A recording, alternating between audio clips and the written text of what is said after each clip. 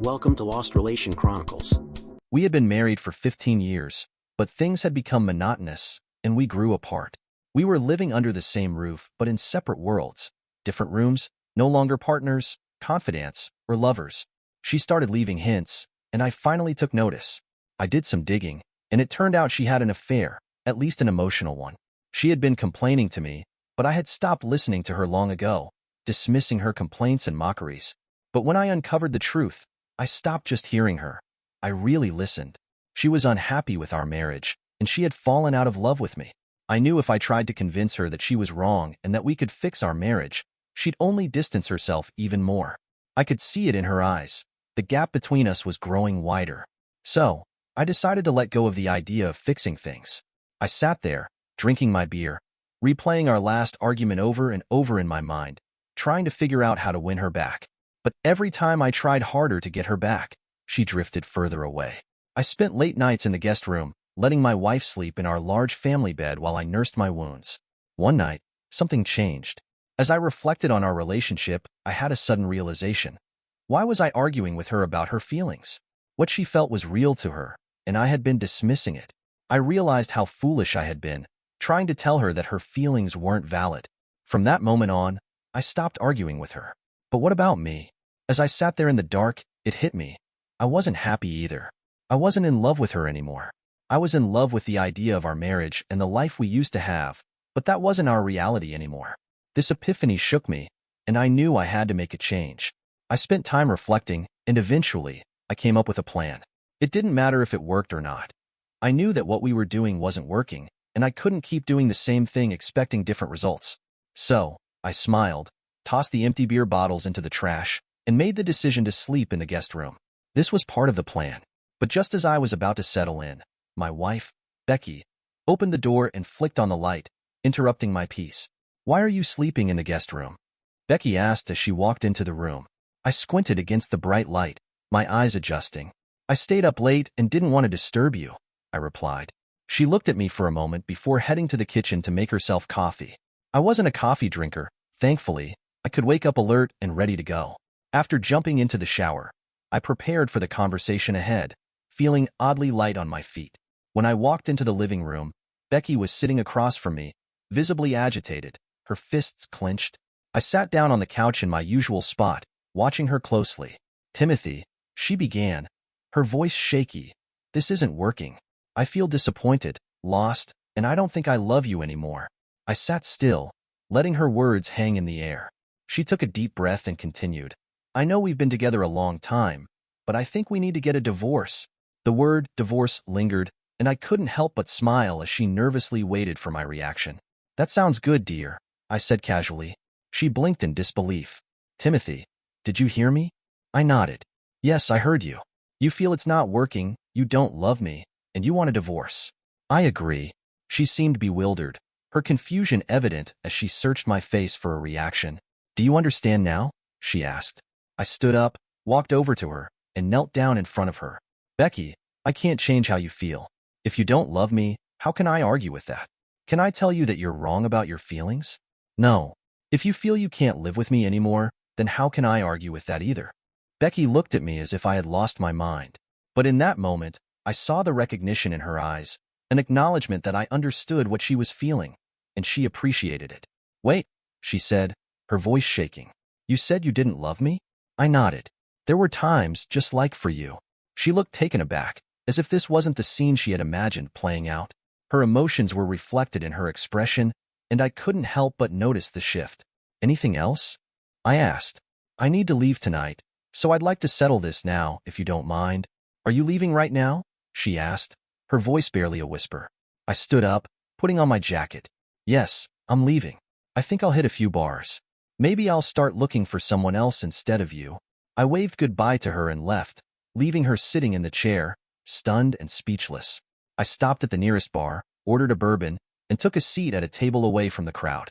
As I sipped my drink, I took out my phone and called Nancy, a coworker who was known as the office gossip. I played the part of the abandoned husband, telling her about the conversation I'd had with Becky, especially her shocking request for a divorce. I didn't tell her the full truth, of course.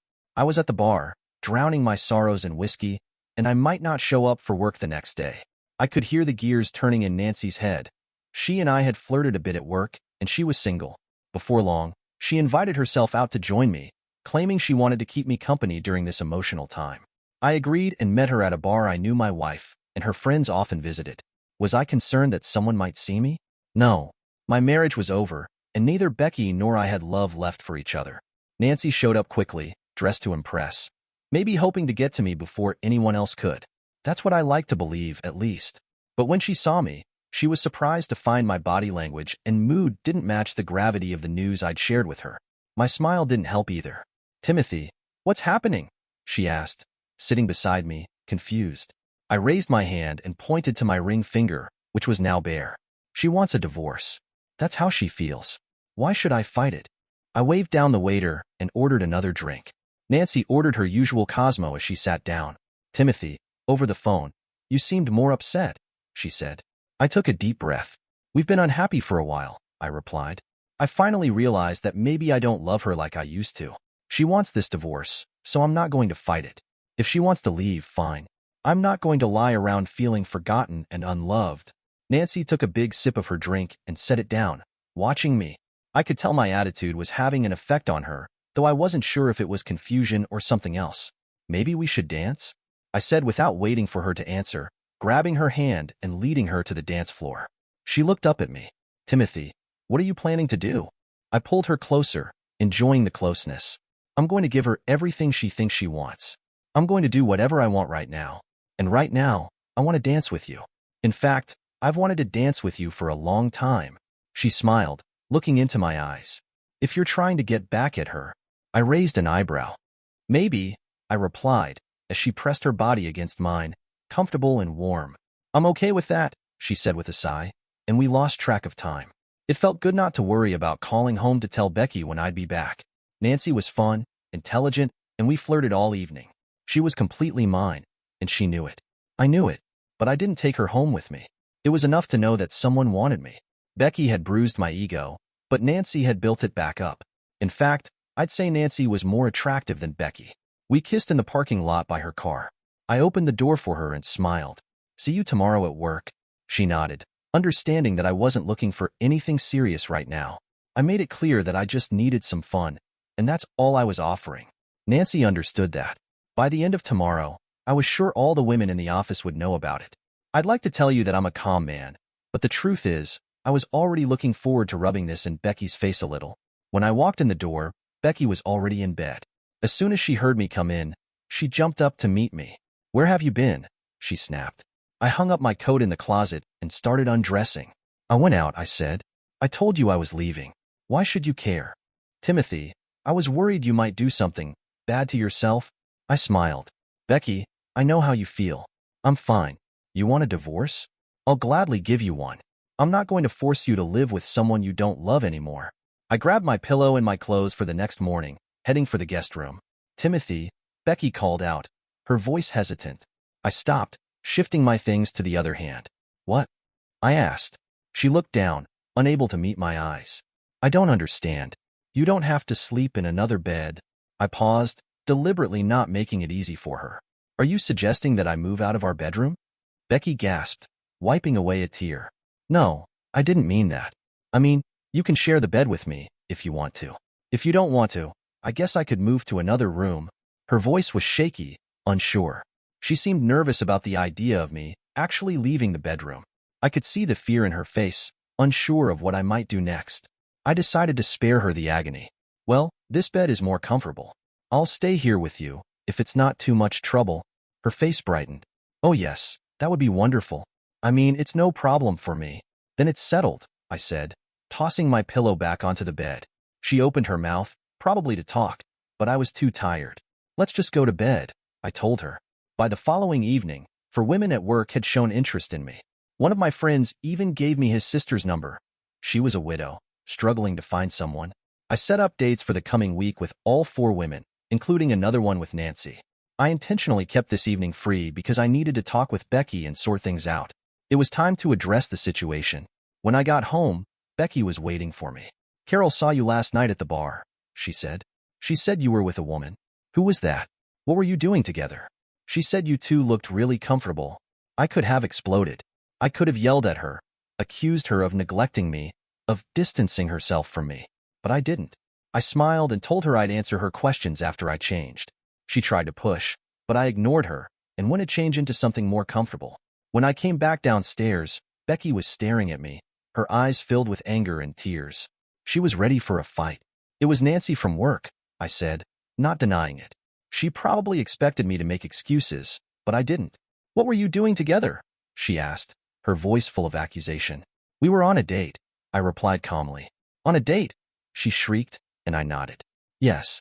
You want a divorce, right? You told me you don't love me. So why shouldn't I look for love elsewhere? You don't love me anymore, so what reason do I have to stay here? She slumped into her chair, defeated. But what will people say? She asked, her voice quieter now. Carol's already gossiping about you dating some woman. I stood up, pacing. Don't you dare call Nancy a woman like that, I said. She's a lady, and I treated her as such. Last night, she went on a date with a married man. But I guess that's what you call a promiscuous woman. So what would you call a married woman who knowingly dates other men without her husband's knowledge? Becky was silent, her face a mix of panic and realization. What does that have to do with me? She exploded. I remained calm, my silence stretching between us. She finally saw it in my face.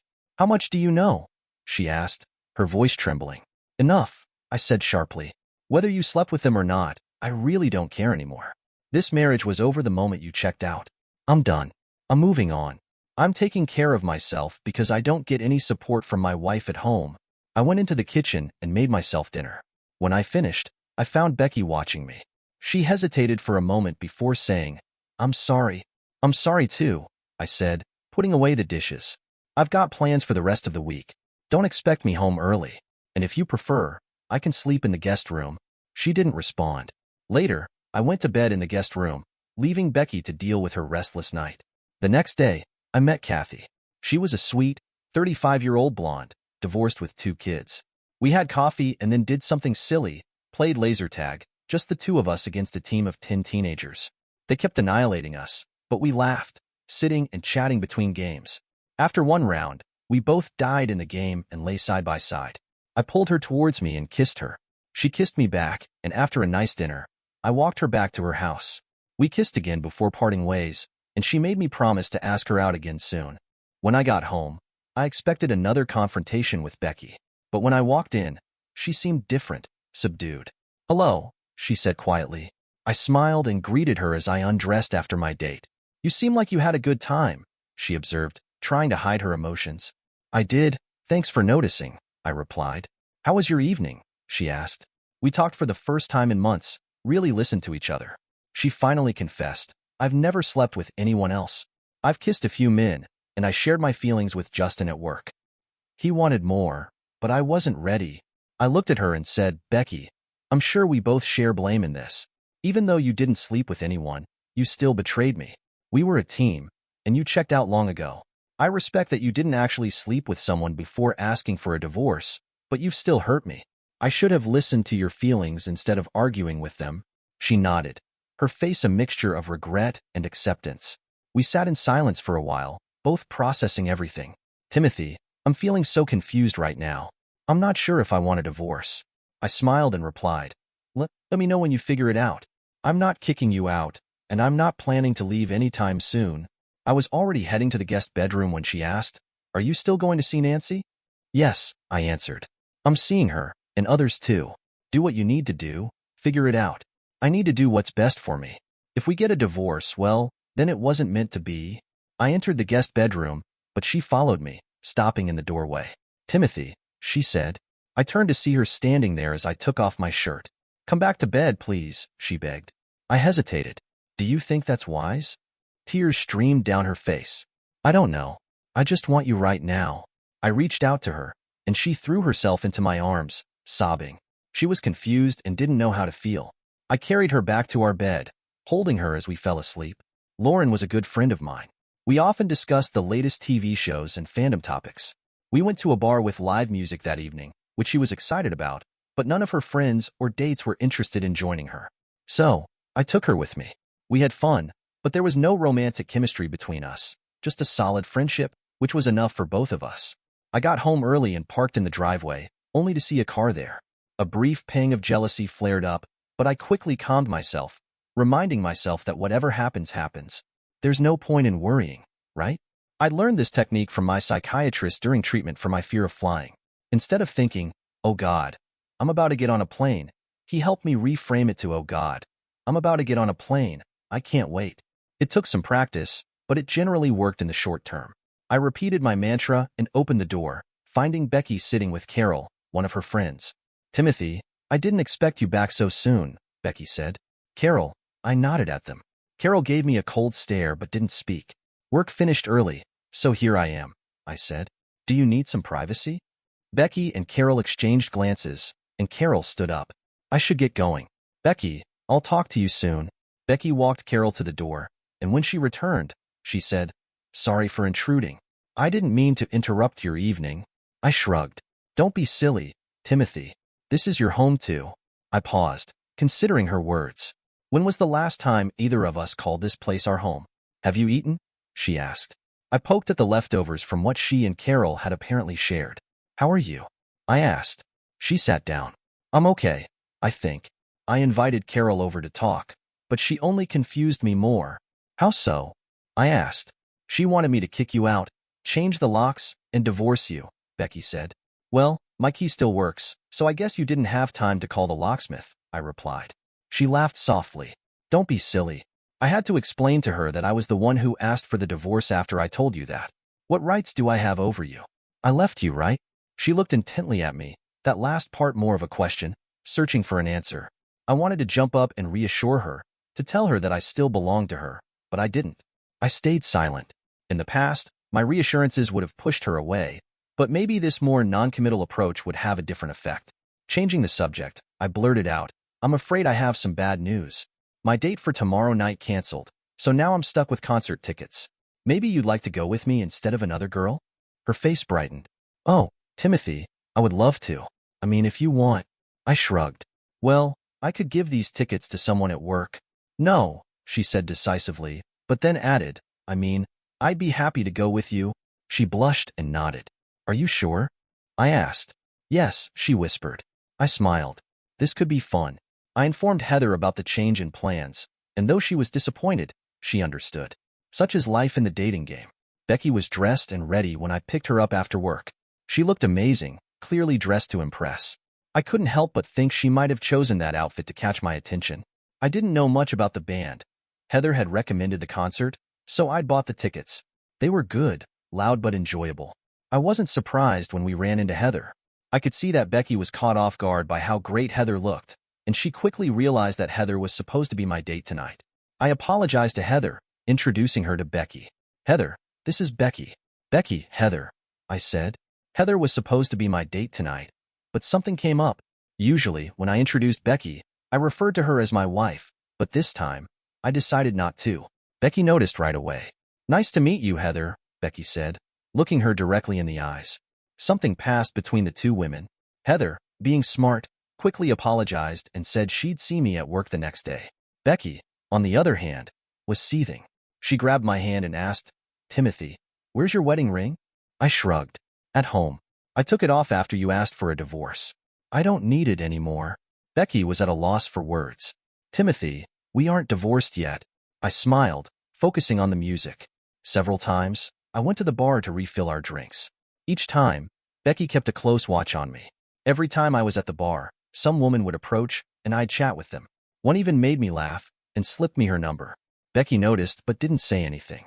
I'm not usually the type to flirt, but after Becky asked for the divorce, I allowed myself to be more free. I discovered I had a rather blunt knack for flirting, and without the restraint I once had, I didn't need to hold back anymore. I'm not the handsomest guy around, but I've always had a good sense of humor, and it seemed that women appreciated it. For the first time in a while, I could feel Becky watching me, maybe even remembering how my humor and charm once captivated her heart. She stayed quiet the whole way home, and so did I. Once we were home and getting ready for bed, Becky asked again, "Timothy, where's your wedding ring?" I pointed to the sock drawer in the dresser. She walked over, opened it, and pulled out the gold ring. She stared at it for a moment, then looked at me, her eyes welling with tears. "It's yours now," I told her. "I think you should throw it away or sell it." She hesitated. "What should I do with it?" she asked quietly. Do whatever you want, I replied. That ring was a symbol of our love, our marriage. At one point, it was a shield, a warning that I was unavailable to others. I doubt most people even understand the meaning behind it. For me, this ring kept other women away. I hoped your ring would do the same for you, but ever since you chose not to live with me anymore, I no longer need it to protect me. It just reminds me of what used to be. I looked her straight in the eyes until she met my gaze. When the time comes, you'll decide what to do with it. I stepped closer to her and closed her fingers around the gold band. She held onto it quietly, accepting the responsibility. Thank you for the evening, she called out to me as I was drifting off to sleep. I really enjoyed the concert and spending time with you. Anytime, I muttered, before slipping back into sleep. The next morning, breakfast was ready. Becky had made eggs and bacon, and I appreciated her effort. But as I looked at her, I noticed she hadn't taken off her wedding and engagement rings. I also noticed Becky fidgeting with her wedding and engagement rings as we ate breakfast together that morning. Later, at work, Carol called me. Carol, I'm surprised to hear from you. What can I do for you? Lunch today at 12:30 at Bohemia, she said, before hanging up. I stared at the phone, unsure of what to expect. I didn't know Carol very well. She was one of Becky's friends from work, someone I didn't have much interaction with. Becky had always seemed to bond with her, but Carol had never been particularly friendly toward me. When I walked into the bar where I'd first met Nancy, I saw Carol sitting at a table with a white linen tablecloth. She waved at me, but her expression was tense and stern, signaling that this conversation would likely not be pleasant. As soon as I sat down and our orders were taken, Carol gave me a hard glare. What the hell are you doing? Becky is in agony, and you're dating other women right in front of her? For the first time in a while, I felt my face flush with a mix of embarrassment and anger. I quickly bit my tongue, realizing that anything I said or did here would probably get reported back to Becky. I took a moment to regain control of my emotions before responding. Carol, how much do you really know about what's going on with Becky? I asked. I know her husband is acting like a complete idiot, she growled. I glanced around, aware of the people watching us. Carol, stop talking nonsense. Answer my question honestly, and I'll answer yours. I have nothing to hide. Carol hesitated, then relaxed as the waiter brought our food. I sat back, waiting for her to continue. Becky's situation wasn't lost on Carol. Becky's confused, Carol admitted. So confused that she feels she needs to see other men to sort out her thoughts. She blushed, sipping her water. Becky's having a weak moment, Timothy, she added. Really? I asked, my voice thick with sarcasm. So now I'm the idiot? We've been trying to help her figure things out, Carol said. I leaned in, feeling the anger bubble up. This is where I take exception, Carol. Why is it you and your friends feel the need to help her sort out her marriage? Carol went silent. What business is it of yours? I asked. Becky is my friend, she said quietly. So what? I snapped. Shouldn't I be her best friend, her partner, her life companion? If she had problems, shouldn't she have come to me first? Instead, she goes to you, her friends, who decide it's a good idea to take her places where she can sort out her feelings with other men. Men who don't seem to care they're kissing another man's wife. Carol turned pale. She seemed to lose her appetite completely.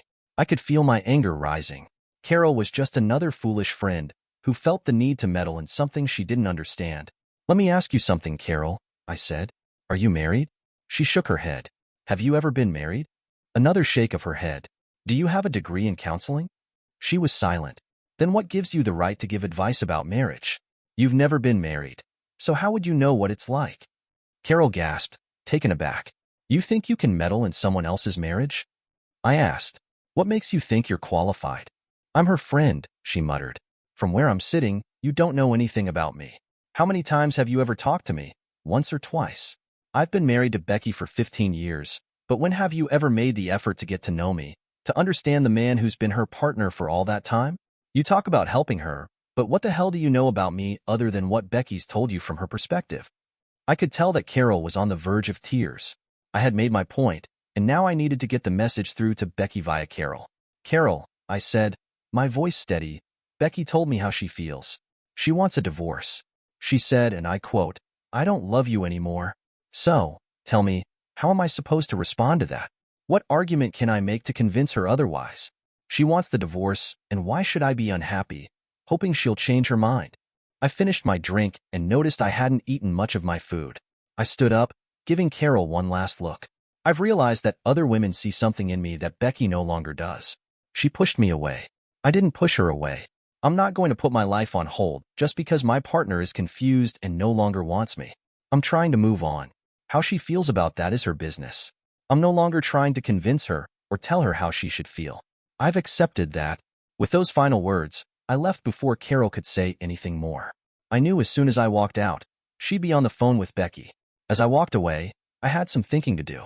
That evening, I was meeting Sandra. Things went very well with Sandra. She was different from the others. She was a younger, very beautiful black woman, incredibly attractive. When she first joined our company, we were formal and polite. But a few months in, there was a moment when I was telling a rather spicy joke to some guys, and as I reached the punchline, Sandra walked into the room behind me. The men around me noticed her and held their breath. I turned to see her shocked expression and flashed her a mischievous smile. "Admit it, that's really funny," I said. She stood there for a moment, her face saying, "I can't believe this white guy just said that to me," before she burst out laughing along with me. From then on, she was one of the guys. By the end of our date, however, she was all woman. Sandra allowed me to go further than I had with other women, but when the moment came, I was the one to decline her offer to stay the night. As much as I wanted to, there were still issues with Becky that I needed to resolve before I could sleep with someone else. That night, as I settled into bed, Becky spoke up. "Timothy?" "Yes?" I answered, turning to face her. "Please take a shower." Her voice was trembling. "Why?" "It's dark," I said, confused. The light came on, and I saw her face, flushed and moist from crying. She couldn't meet my eyes. "Please, Timothy. If you don't take a shower, I'm going to have to ask you to sleep in the guest room." I was stunned. "What's happening?" "I can't stand the smell of her on you," she said, turning away from me. "You smell like her." It hit me then that she meant Sandra. I felt horrible. I hadn't even realized. "I'm sorry," I whispered, feeling the weight of her pain. "If you want me to go to the guest room, I can." "No," she sobbed. "I want you to come back to our bed, but only after you take a shower. I can't stand her scent on you. It's bad enough knowing you're seeing other women. I can pretend you're just out with the guys. I can ignore the rumors my friends tell me about who they've seen you with. But now, I can smell her on you. I can tell." I walked over to her side of the bed, kissed her forehead gently, and whispered, "I'm sorry. I was inconsiderate. Let me take a shower, and I'll come back to our bed." The next morning was Saturday, and I slept in. It had been a long week, going out every night, trying to juggle everything. I could feel my age, and I just hoped I wouldn't catch a cold or something. Becky woke me up with breakfast, and then asked me about my plans for the weekend. "I don't have anything planned," I told her, still sitting at the kitchen table. "Timothy," she said, her voice quiet. She reached into her pocket and pulled something out, then knelt down in front of me. She opened her hand, and I saw my wedding ring. Taking my hand, she looked up at me. "I want to work on our marriage. I think maybe I didn't think everything through," she said, carefully sliding the ring onto my finger. I didn't stop her. "I still love you," she whispered, staying kneeling as she waited for me to say something. Finally, I spoke. "Do you really feel that way?" I asked. She nodded, her eyes full of sincerity. "No divorce," she said, her voice firm. "What about other men?" I asked, unsure where this was going. "There's no one else but you," she answered, looking at me. "And then, the delicate part. You need to understand," I said. "I'll still occasionally see other women." Becky swallowed, and we sat there for a long time, our eyes meeting in silence. In that moment, I realized something about my wife. I was confident in how this would end. Finally, she nodded. "I suppose I shouldn't be surprised," she said softly. "I think I'm in love with you too." I grabbed her and kissed her, passionately. She kissed me back with equal fervor. It turned out that Becky had low self-esteem, something I hadn't fully recognized until now. Over the years, I had treated her well in some ways, but not enough. We had drifted apart, and my biggest mistake was not acknowledging her feelings. Every time she shared something with me, I argued. "Do you know how harmful that is? How arrogant it is to tell someone that their feelings aren't true." It built resentment and hostility over time, and eventually, she no longer valued what we had. Maybe that was my fault. Over time, we changed. Well, she changed. I didn't. Why would I want to go back to how things were? I guess she wanted me to, but we both knew we had changed. She understood now that if she chose to walk away, there were others ready to take her place. "Do you really have to see other people?" she asked, her voice small. "I'm not planning to see other men," I replied, giving her a reassuring smile. Yes, I will see others from time to time. You may be my wife, but remember, I'm your husband. I won't forget about you. She smiled and then said, take me to bed and show me what I've been missing. Show me what all these other women get from you. Do you think you have what I need? I teased. I'll just show you my love, she said with a playful smile, and maybe wear you out so much that you won't have energy for any other woman. I picked her up and carried her to the bedroom. We wasted no time, undressing each other with urgency, almost frantic with desire. Our passion exploded as I took her, and then she took me, and then she took me again. At some point, she realized from my stamina that I hadn't slept with any of the other women. After 15 years of marriage, she knew exactly what I could do in bed. For the rest of the day, she had a knowing smile, but I remained silent. What happened with my dates was something I didn't bring up, and neither did she. It was an episode in our lives best left in the past. From then on, I never asked her about the men she had kissed or spoken to. She now looked at me with a newfound reverence and respect. I never would have believed my plan would work, but in the end it did, though not in the way I expected. It wasn't a perfect plan, and at first, I was just too stubborn to let her have the satisfaction of seeing her hurtful words destroy me. When I saw how she reacted to my seeing other women while she stayed at home, I pushed my plan further. I won her back by creating space between us. You want what you don't have, and you take for granted what you do have, are the words I now live by. By freeing both her and myself, we've become closer than we ever were before. As for seeing others, I haven't had to yet. The first sign that Becky is reverting to her old self will prompt my next date. I know this, and she knows this. Together, we're working to not just listen to each other, but to truly hear each other. Dear listeners, please share your thoughts in the comments section below, and don't forget to like, share, and subscribe.